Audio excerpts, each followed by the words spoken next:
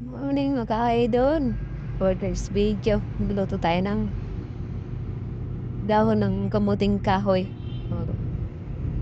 Udlot ng balanghoy pagtawagan sa amin.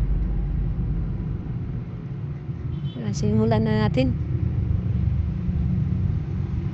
Slice na natin ng umaliit hanggang madurog. Malapit na matapos mga idol. Sword na natin para mga sandali. Tapos ang idol, pupugain natin. Gaya sa pagpuga mo ng nga ng kapitbahay mong marites. Charot. Pugain natin na madurog. Pag madurog, pupugain natin. Tanggalan natin ng yung tawag yan. Parang tubig o romansa niya. Matanggal yung pait.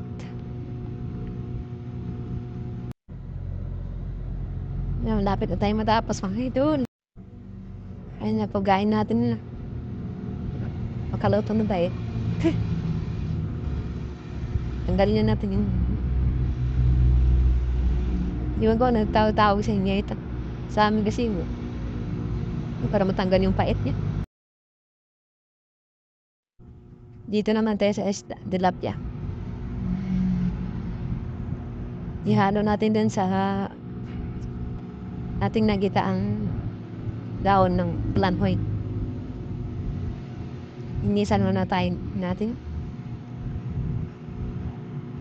Hanggang natin bitoka at saka himbis. Matapos malinis, rituin natin. Tapos na mga idol. Inisan natin. Okay na. Karari dito, prito na. Yung oras na Natanghali na.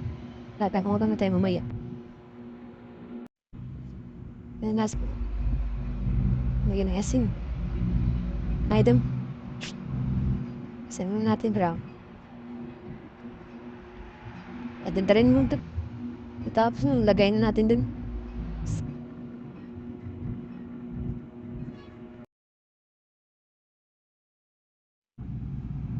Ito, simulan natin mag-prito.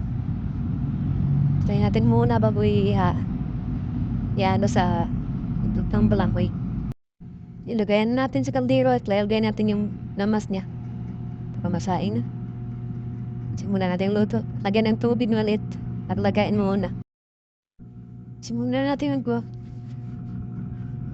ng lubi. Para lagay natin mamaya dun sa ating niluto. Sarap kasi pagkataan yun Pugain natin yung luminiyog natin na inundog kanina. Kamay na ng kamay. Puga ng puga.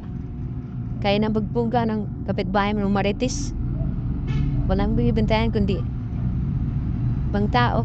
Hindi kaya bantayan yung sarili yan. Binabantayan pa yung ibang tao. Kaya lang. Tuloy mo. Yan. Lagyan natin ang gataang idol. Malapit na maluto niyan Mamungupa nga siya mamaya. Quits natin plan natin. Ayan. Sarap niya mga idol. Pinis pa na mga idol. Let's eat.